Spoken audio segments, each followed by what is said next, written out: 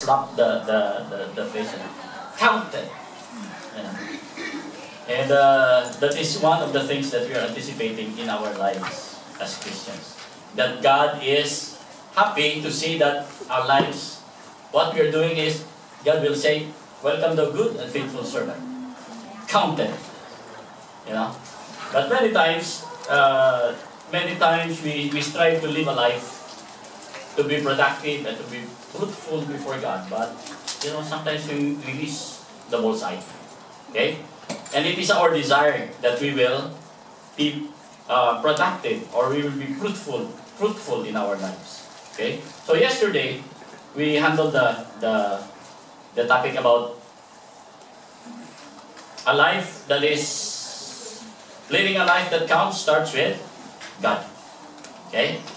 So meaning, if you want to be productive, we must start with God. Okay? We must start that relationship with the Lord Jesus Christ. Kasi kahit anong involvement, anong mga things na ginagawa natin, unless we have that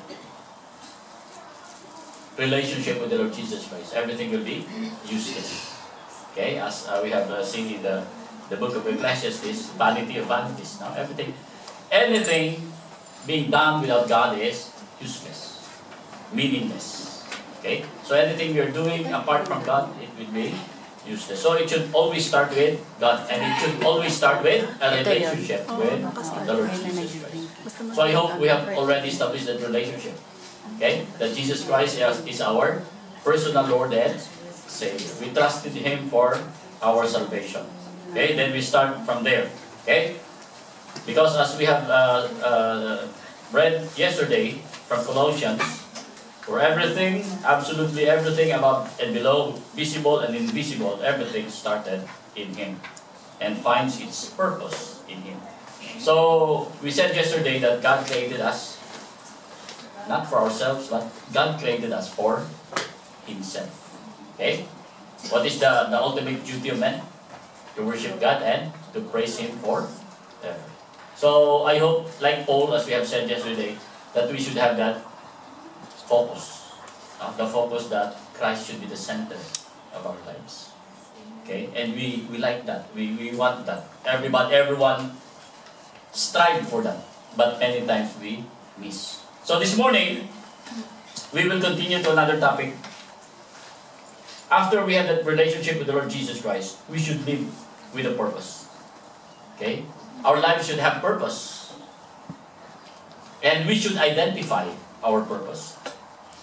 Okay? I'd like to read to you the verse that we have for today. It can be found in Proverbs chapter 19. It says, many are the plans in man's heart, but it is the Lord's purpose that prevails.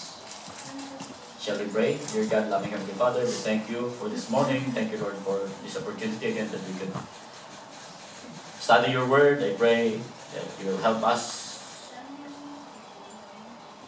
realize and establish our purposes in our lives. So I pray that continue, Lord, to give us wisdom, continue, Lord, to be with us, even for those who are becoming. I pray you'll guide our steps, that they will be able to be here and receive also the things that you want them to be blessed this morning. So we commit the rest of our gathering today in Jesus' name.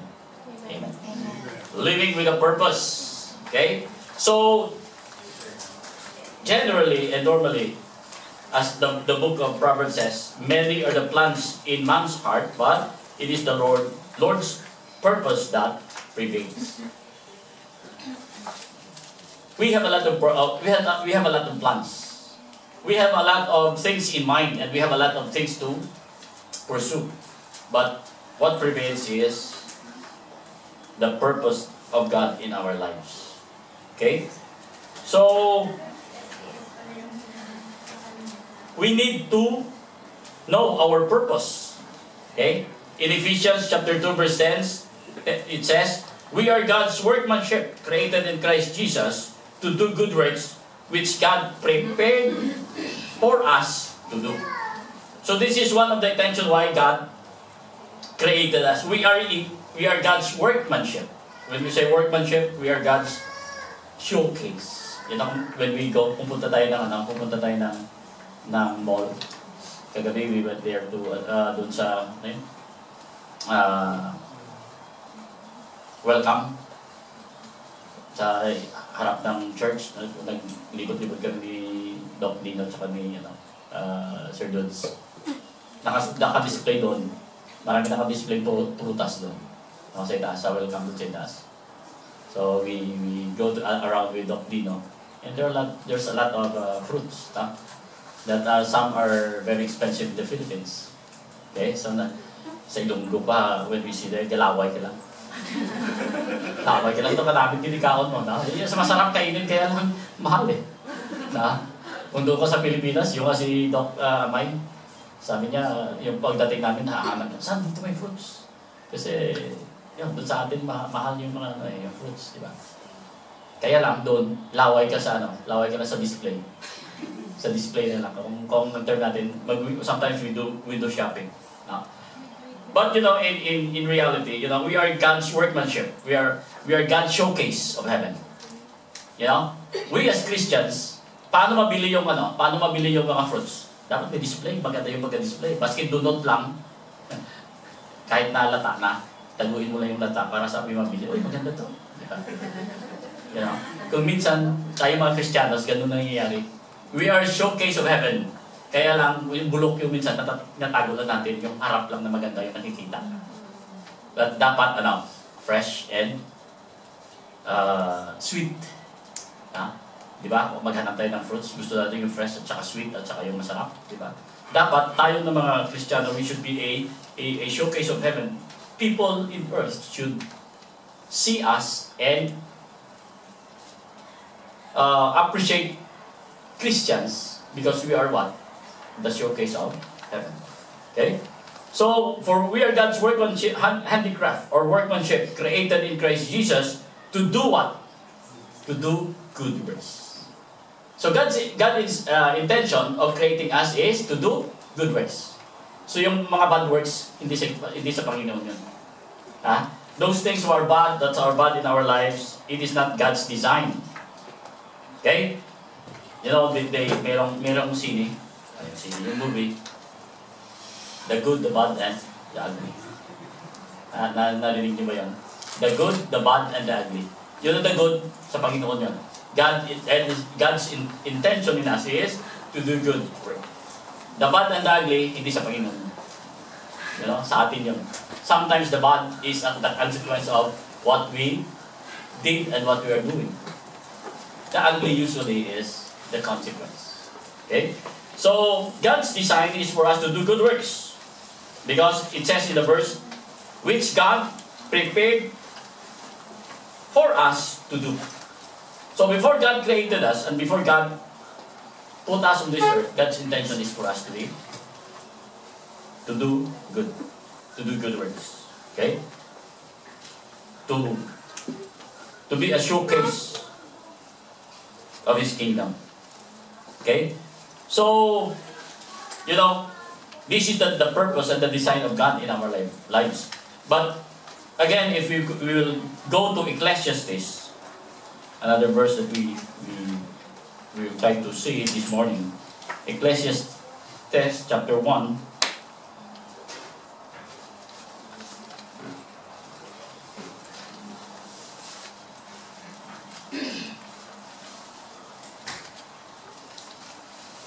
Verse 5. Okay? You know, there are some consequences if you do not know our purpose. Okay? God's purpose is for us to be a showcase, and God's purpose is for us to manifest good work. But you know, if you do not know this purpose, what will happen? In verse 5, in chapter 1, verse 5 of Ecclesiastes, it says, the sun rises and the sun sets, and hurries back to where it rises. The wind blows to the earth and turns to the north. Round and round it goes. Everything returning on its course. All streams flow into the sea, yet the sea is never full. To the place the streams come from, there they return again. All things are wearisome, more than one can say. So, makita natin dito that if you do not know your purpose, nakakapagod yung buhay. Okay? All streams flow into the sea, yet the sea is never full. Diba, ulan, bagyo, pumupunta sa dagat, pero dagat hindi napupuno. Okay? Yeah. To the place the streams come from, they return. Again, all things are wearisome. So all things are tiresome. Okay? So this is life. Life is just a cycle. Pabalik-balik. Okay? Yung mga nangyayari ngayon is just a cycle. In our lives, ganun. Like the Israelites, yung nangyayari sa buhay ng mga Israelites. God vindicated them, saved them. Ano nangyayari? Then they have the spiritual heights, experience with God. Ano nangyayari? Pagkatapos noon, they go down to sin. Then they go down to sin. Then again, God will revive them and God will save them then again. Parang ganoon din yung buhay natin, di ba? We do our work daily. We do the routines that we have, especially sa inyo dito, di ba? May mga amo kayo. You do things paulit-ulit.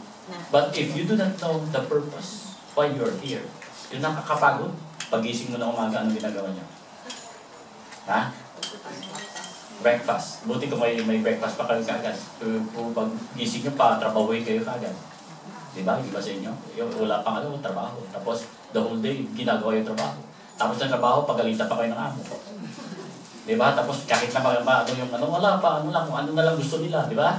Tapos doon, pagalitan tayo, gawa pa rin tayo dahil nakalock tayo doon na we are going to do our work. Then pagkagabi, dapat mag-rest ka na, hindi ka pa mag-rest dahil may trabaho pa. So, you have to stay late. Tapos, tulog kang konti. Pag umaga, madaling umaga. Ganun, paulit-ulit. Kung hindi mo alam yung purpose na nandito ka, that will be what? Yung iba sa inyo, mas stress. Kaya ang iba sa inyo siguro nagkakasakit. Buti na lang yung sugar nyo, hindi ba siya mataas? Kasi yung iba sa inyo, dahil sa stress, kakain na lang yung nakakain. Di ba? Buti na lang kung sa labas kakain. Kung minsan na lang, nangyayari. Kung ano ginagawa natin. Because we do not know our purpose. But if you know our purpose, those things that we're doing will become exciting. That will become exciting. Kahit na nakakapagod, if you know your purpose that God has put you there, and God has a reason why you're there, and you know what you're doing, then yun i-define natin mamaya. So that will make us not tired of doing things. Pero yung sinasabi dito ng teacher is that life is tiresome. Then secondly, if you do not know your purpose, in verse 8 and 9, it says, all things are wearisome, more than one can say. The eye never has enough of seeing, nor the ear its fill of hearing. What has been will be again. What has been done will be done again. There is nothing new under the sun. Sinabi ko to dun sa Macau, sasabihin ko rin sa inyo dito. Alam niyo yung pagsusuot nila ng miniskirt, akala niyo bago yun. Yung mga short na short na short. Dito kasi stricto si Ma'am Lorna, hindi kayo maka-short. Hindi kayo maka-miniskirt. Pero sa labas, yung mga tao sa labas, yung miniskirt, short, short na talagang short. Parang panty na lang. Reality yun, pero akala nyo bago yun. Hindi bago yun. Before, ginagawa na rin nila yun noon. Yung mga polka dots natin ngayon. Dati, So, kahit yung mga kanta natin ngayon, yun ang magaganda kasi some of them are just a revival song. Pero kung titingnan natin, they are just a recycle of what has been done before. Okay? So, life is what? So, because paulit-ulit, ano nangyayari? It becomes unfulfilling. Hindi tayo fulfill. Sa ilong ko, anong sinasabi natin sa ilong? Natakaan ako. Usually, the expression is, natakaan ako, liwat-liwat, nagyapon. Di ba, gaya-gaya pa rin. Gaya ng dati. Usually. So, life will be unfulfilling. Then, it's just a cycle. Okay? Everything is a recycle under the sun. Okay? Then, in verse 15, we could see there that if you don't know your purpose, what is crooked cannot be straightened. What is lacking cannot be counted. It talks about a life that is uncontrollable. Alam niyo ba, naniniwala ba kayo na si Digong talagang maubos niya yung mga adik sa Pilipinas? 7,000 na daw yung natukhang. Buti hindi ako natukhang. Doy, buti hindi tayo natukhang. Pero the point is, akala nyo mauubos yun? Sa ngayon, nakikita natin yung reality na Pilipinas. You know, talaga yung problema ng droga talagang malalim. Yung problema ng corruption talagang malalim. Narinig yung latest na news na pinatay yung Koreano sa gilid mismo ng opisina ni Bato. Doon sa Krame. Pagitan lang, dingding lang eh. Pagpatay noon sa kaya yung Koreano na yun. Siguro yun, parang talagang gisinadya yun para masiraan yung administrasyon ni Bato at saka ni Digong. Pero the point is, you know, kahit anong sabihin ni Digong, hindi niya makontrol talaga yung sitwasyon sa Pilipinas. Kahit si Trump, amigo sila ni Trump eh. Si Digong at saka si Trump, best friend. Kaya lang jealous daw si Digong kay Trump kasi maganda yung asawa ni Trump eh. Sinabi niya, di ba? Narinig niya. Talagang siya, talagang lang daw niya kay Trump kasi maganda yung asawa ni Trump. Pero sa yung pagmumura, pantay sila siguro nila. Pero the point is, kahit anong gagawin nila, si Trump gumagawa din ng he tried to do some reform in the US. Diba? Yung marami ng Pilipino na nag-react at saka yung mga Latino. Okay? Sa Pilipinas, ganun din. Marami na rin nagre-reklamo. Pero in a sense, ako actually, mas gusto ko yung ginagawa ni Digong. In a sense, kahit na hindi niya maubos yun at saka makompleto yung sinasabi niya. But at least, mababawasan yung mga addict doon. Saka mga drug lord. Okay? At saka yung gumagawa ng hindi maganda. Ngayon, ang nagtatago ngayon, yung mga drug lord na ngayon. Dati kasi matatapang yung mga drug lord. Yung sa Iloilo, yung taga Iloilo, alam nyo yun? Yung Udikta Group. Talagang ang tapang nila. Dahil nang dumating si Digong as president. Kasi yung Iloilo, actually malala yun sa drugs. Mayor, nalista. Yung CID, yung NBI director, sinipa. Yung PDEA director, regional director, sinipa din. Yung police director na Region 16, puro regional director, talagang sinipa sila lahat at saka kasali yung mayor. So talagang may problema. Bakit yung mga leaders talaga sinipa doon sa Iloilo? Dahil may problema. Pero yung mangyayari, kahit na anong gagawin, hindi talaga maano. So yung dikta na yon, talagang matapang. Palabas-labas pa, papunta pa ng Manila, yon. Yung pinatay, napatay yung mag-asawa. Ngayon, yung isang grupo naman na atik doon sa Iloilo na talagang drug lord, ngayon nagtatago. Dahil may baka nandito sa Hong Kong, 1 million yung ulo. 1,050,000. Yung nag-raise sila ng funds kay sino yun, si Buang. Provendido. Wala Provendido dito? Baka tinatagod nyo si Buang, tawag doon si Buang eh. Provendido. Baka meron dito may mga relative, pakisabi lang, 1 billion yun eh. Dali natin doon sa Pilipinas. Pero the point is, you know, ngayon kahit na ganun katapang si Digong, you know, he cannot clean up. Because things are uncontrollable. And our world, you know, our world seems, it will just, worsen and worsen. Kahit anong linis natin sa drugs at sa corruption sa Pilipinas, everything will still go to worse. Dahil yun ang sinasabi ng salita ng Panginoon.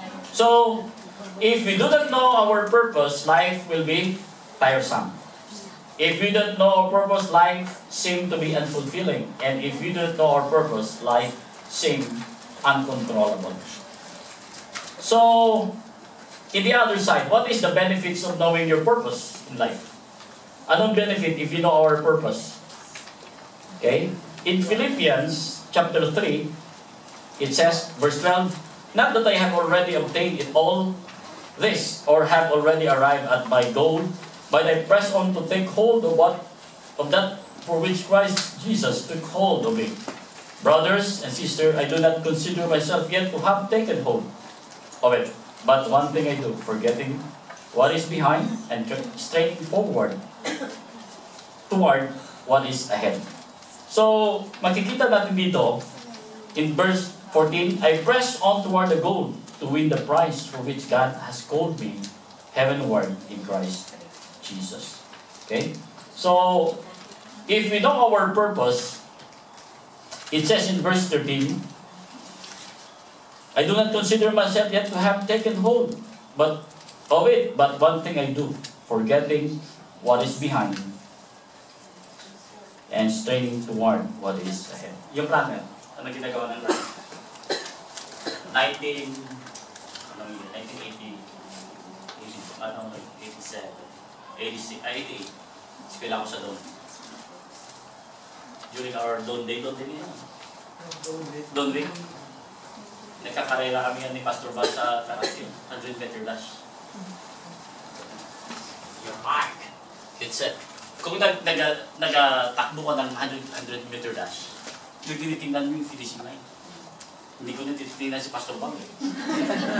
Your mark. It's it. Go! 2 taon. Problema ko, hindi ko natalo si Pastor Bang. Dahil kung tatakbo siya, kasi may spike shoes eh. May spike shoes yan yung pang running shoes. Sa akin actually, wala akong pambili. Wala akong spike shoes. So talagang ano. At saka nagpa-practice talaga yun ng ano, ng 100 meter dash. So, ilan yan kami. Basta pag-final kami, parang 4 na lang kami na usually pag-final. Maraming tumatakbo ng 100 meter dash. Elimination, dating ng final, 4 na lang yun. Alright, set. So doon ka nakatingin sa finishing line. No? Kaya lang, dalawang beses, hindi ko natalo si Pastor Bob. Pero ngayon, pag titakbuhan kami, talagang malaki na yung chan noon. Ngayon, ako medyo okay na eh. Sa kanya, medyo malaki na eh. Pero the point is this, no? When you run, you straight forward and see the finishing line. Yeah? Yung pinaka-target mo talaga is to finish the line. So, first of all, if you know your purpose, you want to win, you're focused on the finishing line. You're focused to that line that you will be coming first among the rest. So, first of all, the benefit of knowing our purpose is that we are focused. Okay? Ano nga sabi natin kahapon? As Christian, we should have what? Single-mindedness. We should have that single mind to pursue God's will in our lives. So yung iba, kung sa drama pa, sa teleserye pa, supporting actors lang yun. Yung family natin, yung trabaho ninyo ngayon, you're just supporting actors lang yun, supporting events lang yun sa buhay natin. Yung mga husband and wife natin, they're just supporting. Because those people, we need also those people, those things. Diba? But what should be the priority of lives is, sabi natin kahapon, Christ-likeness and to pursue God's will in our lives. So there are 5 areas mamaya na we will attack, no? So that we could pursue or we could prioritize God in our lives. Okay. So the second benefit in knowing our purpose is it will simplify our lives. Looking forward. Anong sinasabi sa verse 13?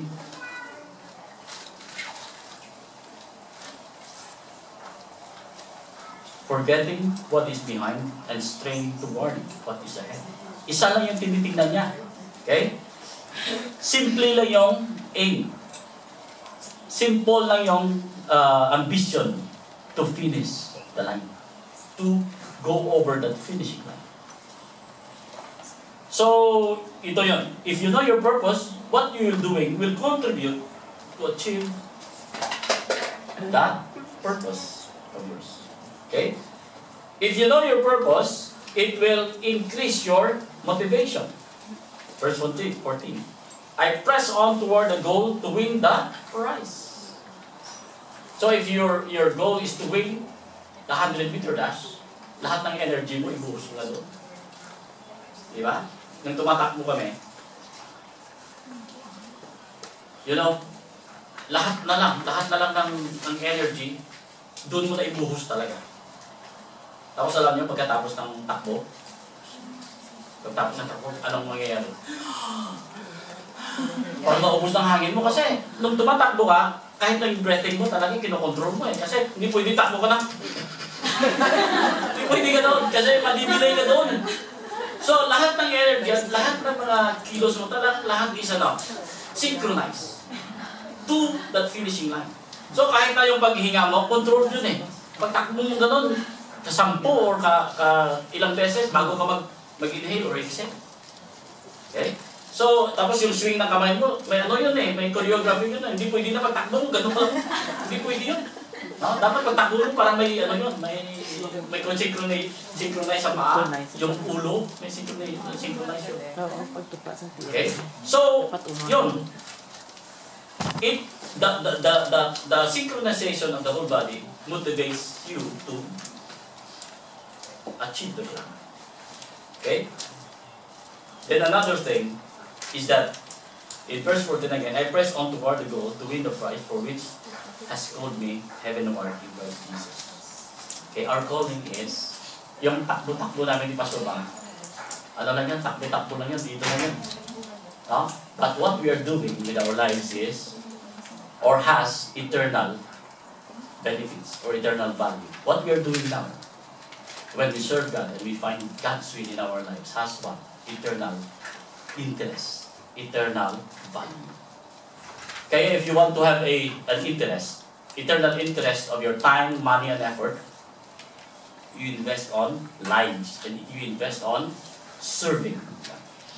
Kasi yung interest nun hindi hindi yung sabi ng Matthew na rust and moth, hindi ma-rust at saka hindi manakaw yung investment natin for eternity. So it will prepare us to eternity. So there are four benefits of knowing our purpose. It gives us focus, it will simplify. Okay? It will energize, it will motivate us, and it will have an eternal value. Hindi temporal. Nanalo si Pastor Bam ng 100-meter dash. Nasa Hall of Fame ba siya? Hindi nga nyo alam, nananalo siya. Kung hindi ko sinabi siya. Doon lang yun sa dito lang yun. Wala eternal value yun. But if you will invite somebody, I know somebody here invited somebody, and that person received the Lord Jesus Christ, and she will become whatever God wants her to be and become effective in the ministry. The privilege that you were able to invite and that person know the Lord Jesus Christ, what is the Bible saying? There's an additional star in your crown. And that's eternal. Hindi mo yung mahawakan ngayon yung reward na yun. And the word of the Lord Jesus that will say, welcome the good and faithful servant.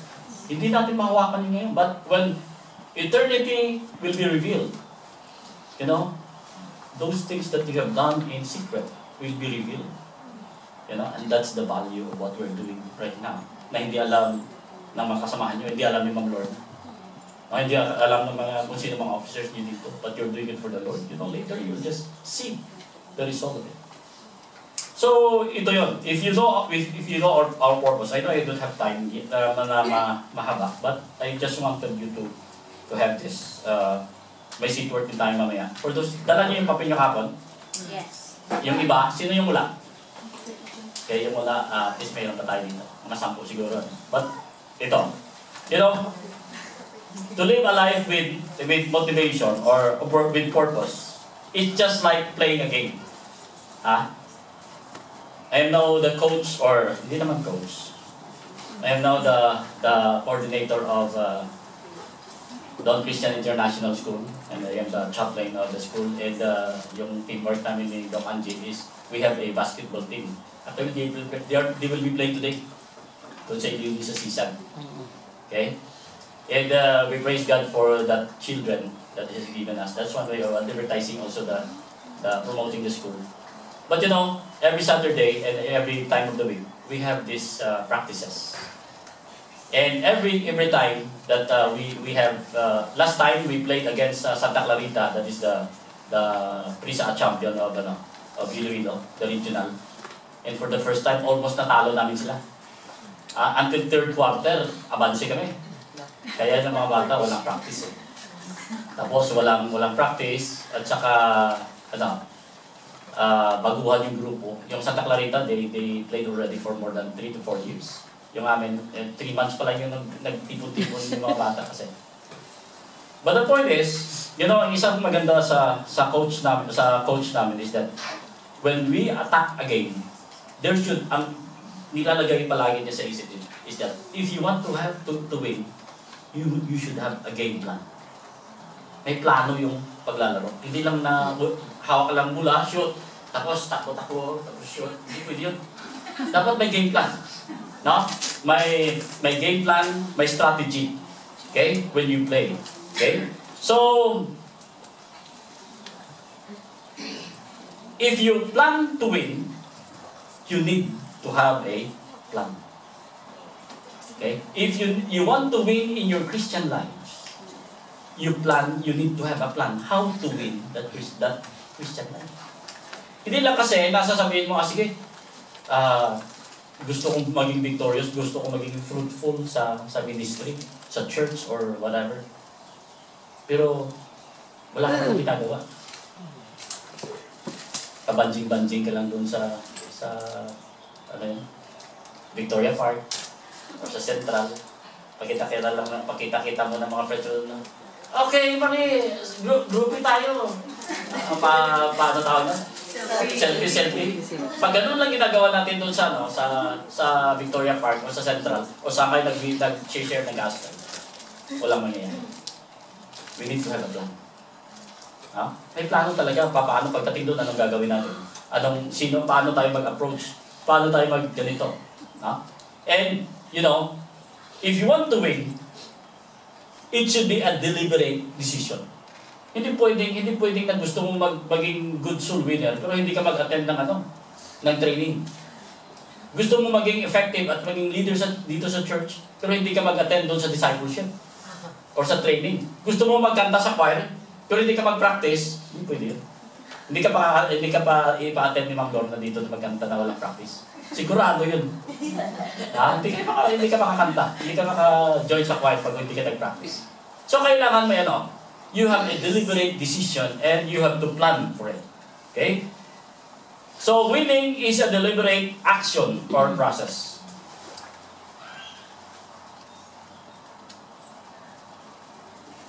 Mayroong isang statement na sinasabi.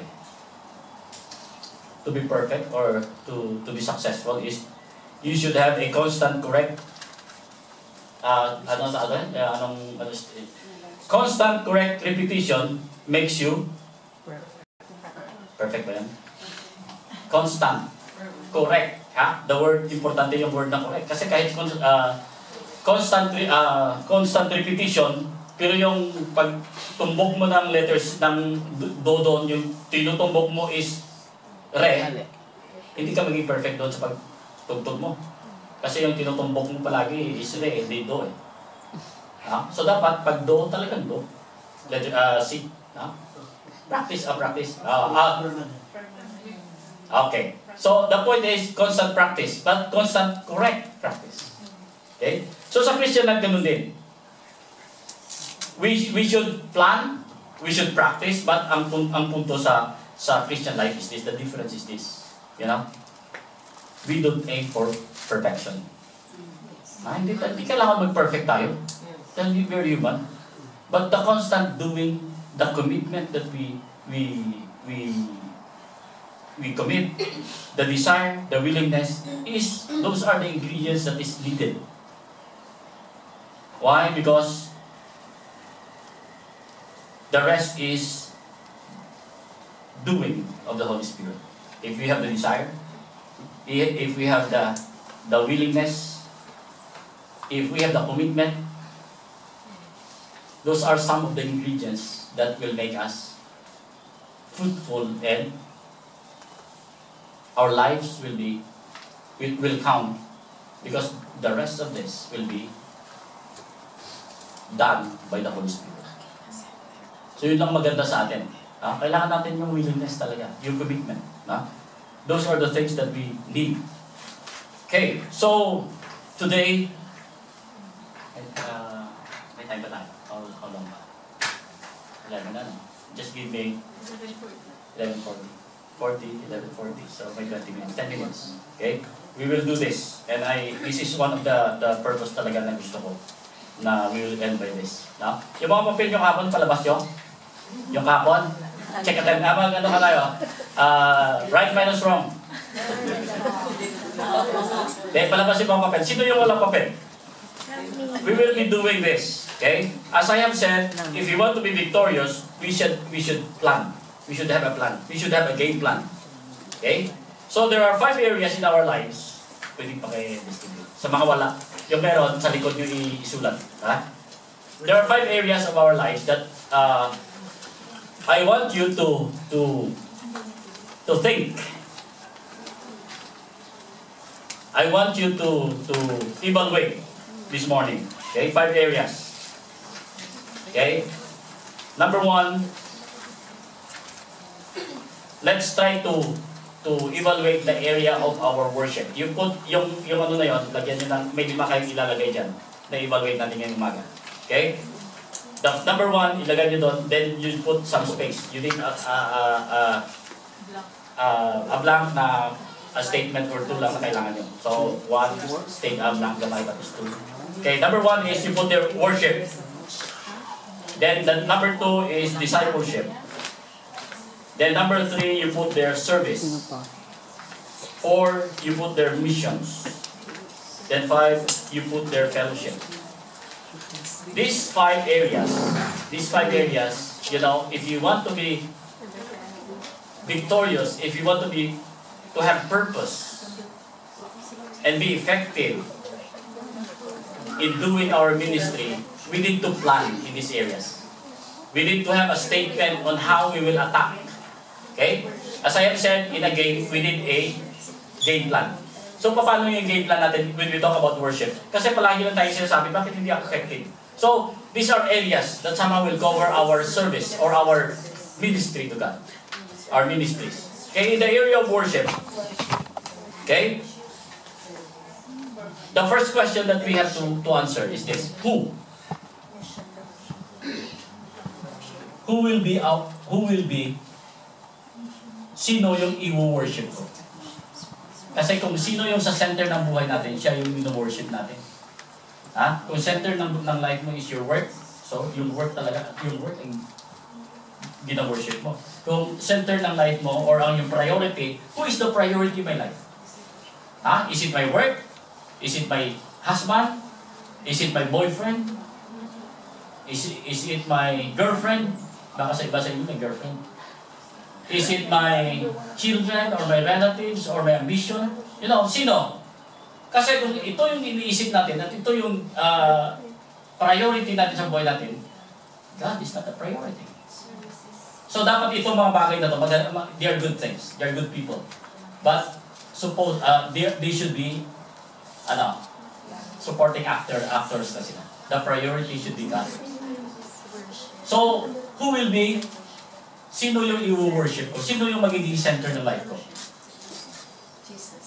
Jesus. God. How? The question next, how? Ito nga pala don't expect na lahat na to ma-answer nyo ngayon. Yung iba pwedeng assignment yan mamaya. Okay, but you have to, more or less, you have to answer this. No? So that, ma-draw out natin yung sarili natin. Baka sabi lang, nagpunta-punta lang tayo dito, pero actually, isip natin yung trabaho natin. Yung mga anak natin sa Pilipinas. It's good that we are working, we are thinking of them. But you know, God's purpose is, ano nga yung sinasabi natin kahapon? God should be the center of our worship, of our lives. So how? First of all, we answer the question who, and the second question, how will I make God the center of my life? How? Ikaw yung maka-answer mo. Paano mo gawin? Then secondly, okay, ano nyo lang muna, pag hindi nyo na-answer ngayon, yung iba assignment na lang mamayang gabi. Okay, then secondly, in the area of discipleship. Okay? Anong level to na ngayon? If you have that relationship with the Lord Jesus Christ, you know, your desire is to be Christ-like. Saan level ka na? Ha? Anong level na? Dahil, if we will not allow ourselves to be discipled, you know, we will not become Christ-like. If we will not learn and study the Scriptures, we will not be Christ-like. You know, there is no growth aside from learning the Word of God. You know, doon kami nakatulog sa, hindi naman bodega, yun doon sa church. Pero maganda doon. Kasi dalawa lang kami ni Mrs. doon nakatulog. Pero the point is, walang storbo kasi yung mga kasamahan ko naghihilik yung paggabi. Ito, isa lang yung naririnig ko eh. Kaya walang kupitin. Pero the point is, you know, I'm kagabi kasi, hindi ako masyado nakatulog. Tinignan ko yung yung mga papel doon. Sabi ko, ano mga papel doon? Ang dami ito. Tsaka yung mga text dito. Ano nakita ko doon? You know? Mga discipleship materials pala yun. Yung iba sa inyo, hindi nyo na-avail yun. Doon pa rin sa CR, punta kayo sa CR namin. May naghihintay ako sa CR. Sabi ko, sakit yung tiyan ko kasi. Sabi ko, para hindi ma-distract yung ano ko na talagang masakit yung tiyan ko. Hindi na ganun ko yung mga papel doon. Uy! Mga materials pala to. Level 1, level 2, level 3. Correspondence. Ginagawa niyo ba yun? Yes. Baka naka-display lang yan doon. O baka yung iba sa inyo, nag-avoid lang, ina-avoid nyo yun. Ha? You know, you will not learn and you will not grow unless you learn. Yung nga sinasabi natin, we have to do it deliberately. Ha? Talang sadyain natin. Na kung mag-selfie lang kayo doon sa Victoria Park o sa Central, punta na kayo doon kay Ma'am Lorna. Tsaka Ma'am Lord, paano nga yung you know, pwede namang i-fast track natin yun eh. Pero yung iba kasi, sige, Ma'am Lord, next Sunday na lang ako ha. Yung level 2, yung level 3. So hanggang meron. So you could fasten that. If you want to grow faster, you could do the whole time. No, because you know, nowadays we don't have the luxury of that whole time. Anytime sasabog yung mundo. You know, because of the things that's happening around the world. Kaya yung walang mga asawa dapat mag-ano ko, bilisan nyo na. That's just kidding, you know. But the point is, you know, baka hindi kayo maka-abot sa last trip. So kailangan. But the point is this, no? You know, we don't have the luxury of time. We need to learn, we need to grow, and we need to be used for the Lord. So in the area of discipleship, what is our game plan? To be like Christ. Our goal is Christ-likeness. Ang tanong ngayon, are you now like Christ? Hindi pa, Pastor, marami pa. Anong gagawin natin? Bilis-bilisan natin. Learning the Word and studying the Word. Commit yourself to be part of that discipleship. In our service, you know, when the disciple was asked, and the people around those disciples of the Lord Jesus Christ, they were asked, how do you know? Because the Christians, ang mga Christians kasi dati, tinawag silang Christians because, ano sabi? Why they are called Christians? Because they are little Christ. Yung mga tao, nakikita nila na yung si Kristo, yung parang maliliit na mga Kristo to. Dahil they reflected the attitude and the character of Christ. Because what? They serve and they love one another. Yun ang isa talagang characteristic ng mga Christians, early Christians. They love one another. They're concerned with one another. They build up one another. They did not chismis one another. Yan ako minsan kasi, yung nangyayari sa atin, di ba? Para, sister, ipag-pray mo si kasi, ganito, parang malaki na yung tiyan niya. Pero actually, hindi talaga prayer request yun. Talagang gusto mo lang ipasa yung information. True prayer request. Prayer request actually, pero gusto mo ano yun, gusto mo i-share yung news. You know, this is one practical thing that maybe we could learn from this. Our friends and people around us, they share information. You know, kung minsan, hindi ng advice. You know, it is our judgment call. You know, we are privileged to hear those yung mga sensitive na mga things about them. And it is for us. You know, those people trusted us. So it's for us na i-pass on natin to another person. So the trust that is given to us, dapat nandun hanggang dulo. If the person has wala siyang consent na ipasa natin, because that will make chaos sa atin at sa mga relationships natin. So service, how do we practice the one another attitude? Love one another, help one another, pray one another. Ano ba yun? Hindi lang yung chismis one another. Ano pa? Yung mga one another, support one another. Okay? Loving one another, forgiving one another. Yan, mahirap yun ha? Yung forgiving one another. Mahirap yun, but it's God's grace na magawa natin yun. Forgetting one another. Forgetting, forgetting the sins of others. Pero not forgetting one another. Pero the point is that one another attitude should be manifested in us. Yung the passive favorite. Okay? So, caring for one another. The concern that we have with one another. So, what is our game plan on our worship, on our discipleship, on our service, on our mission? What is our game plan? Dito sa inyo, yung relevant dito is this. You know, sharing the good news. How? You know, yung iba sa inyo may mga alaga. Yung iba sa inyo may mga lola. Diba? Kapon sabi ko, uwi muna dahil si lola hinahanap siya ni lola. Eh, ang alaga niya pala si lola. Lola tawag. Yung may mga amo kayo. Narinig ko kanina, may tinanong niya doon alaga niya. Are you really saved? Alaga niya. Yung mga basta lang, bird ko kanina. Tinanong niya, tapang. Yung alaga niya, tinanong niya kung saved ka talaga. So the point is this, tanongin mo kung saved, pero nag-share ka ba ng gospel? Tinanong mo na, are you really saved? Are you going to heaven? Pero actually, hindi naman kayo nag-share ng gospel. Paano mo punta ng heaven yun? So we should have a game plan. A game plan on that. How we will share the gospel to yung mga ngayon, nagtatrabaho tayo. Primarily.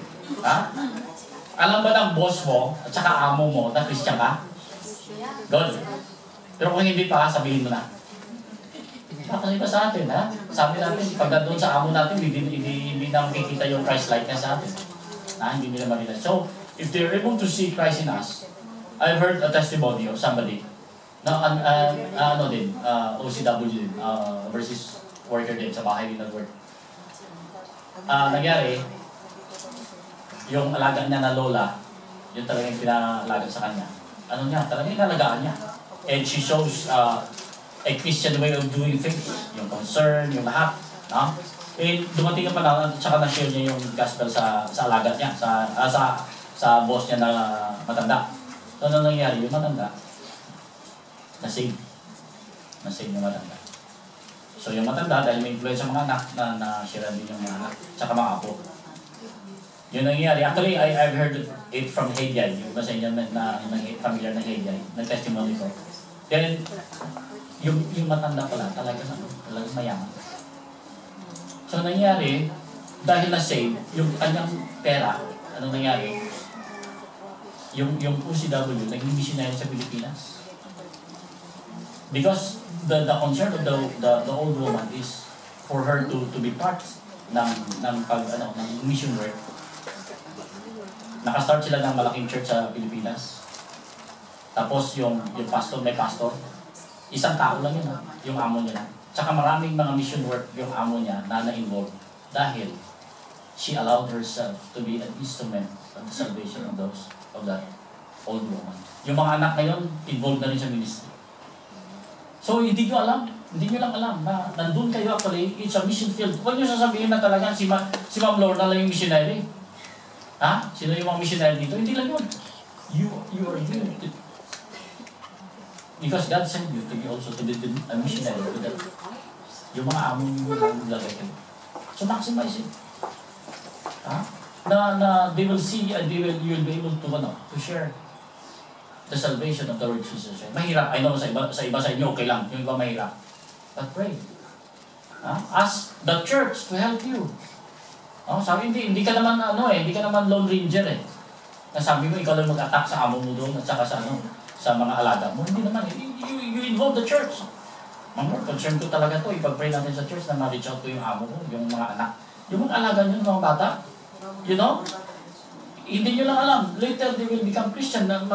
Magugulat lang kayo. Nandun ka sa Pilipinas. May pupunta sa inyo doon na ako yung alaga mo. Now, I am a Christian. I am a missionary. I am a pastor. Hindi mo alam yun. Kahit na-insip yun. Pwedeng maging pastor yun. No. So, hindi natin i-waste yung opportunity. Okay? Missions. It says, Joshua said, "As for me and my house, we will serve." Then lastly, in the area of fellowship. Okay? Buti nandito kayo. You're having fellowship.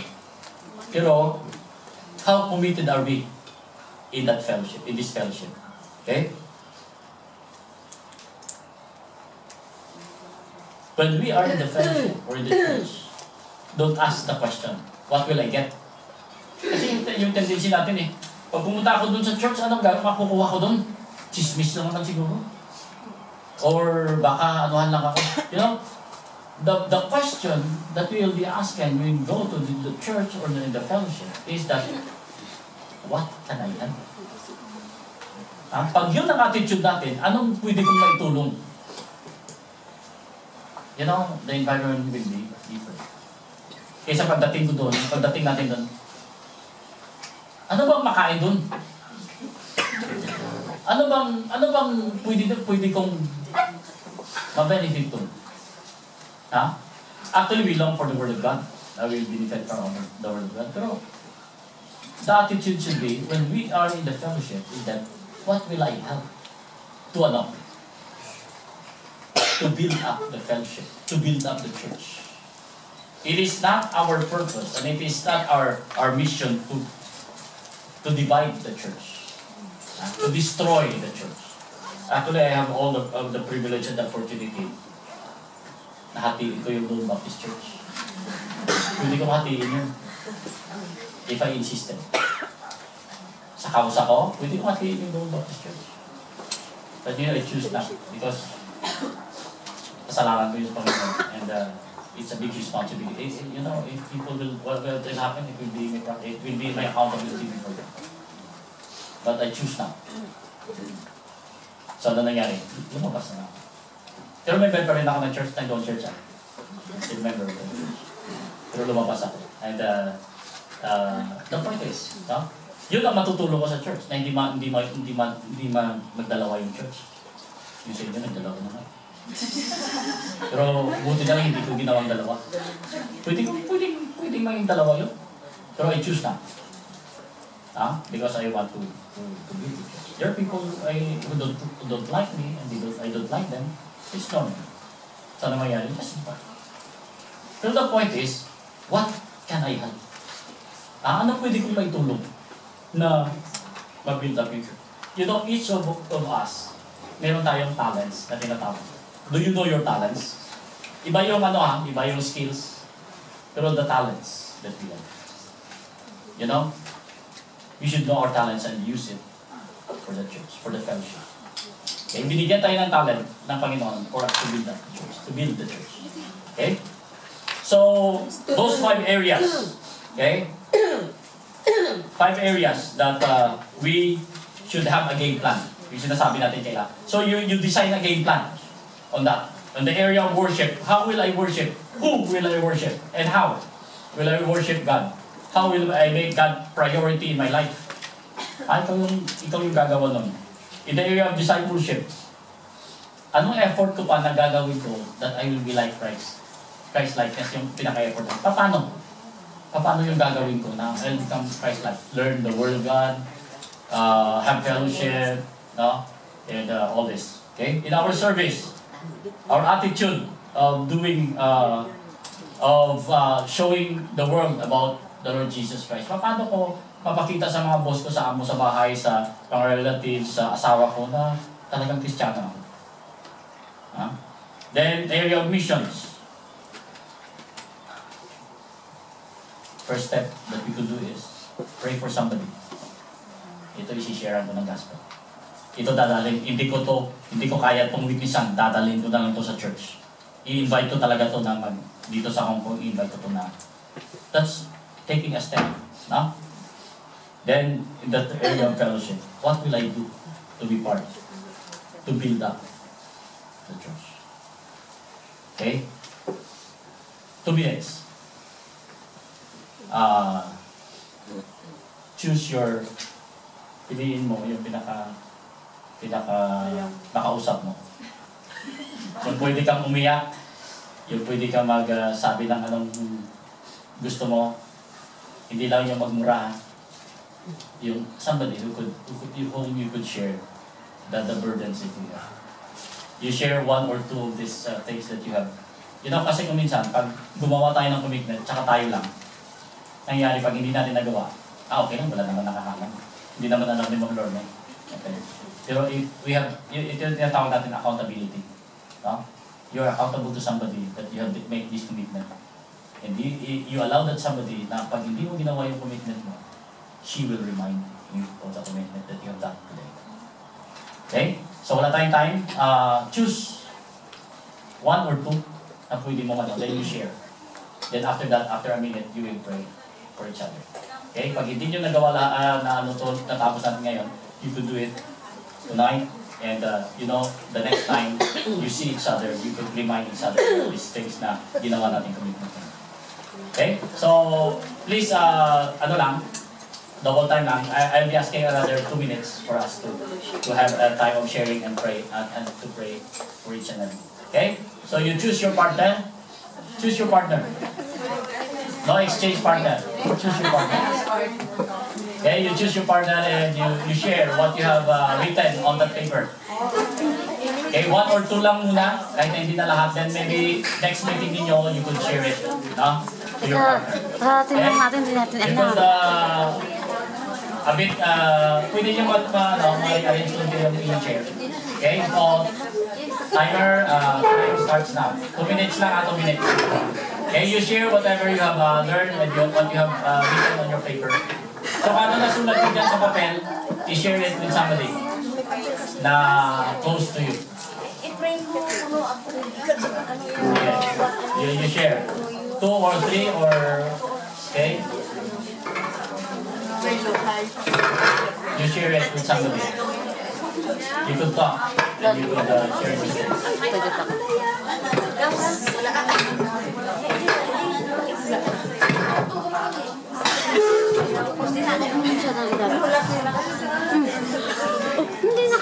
Start. Okay, you can start and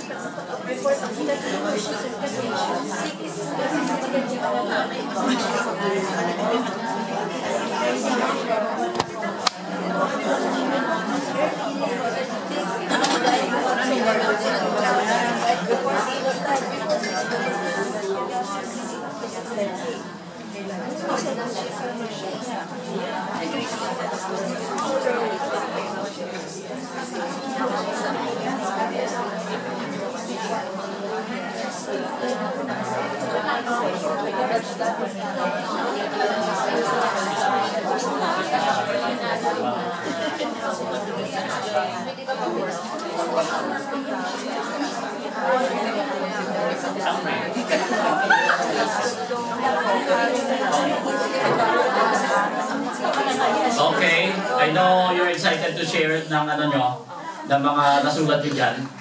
You could have time later. You could set some time for that. Na ma-share nyo, then maybe after later. To your convenience. No?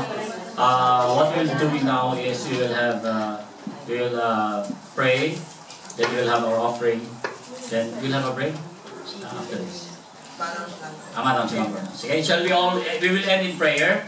Then in this session, we will end in prayer. So we all rise, please.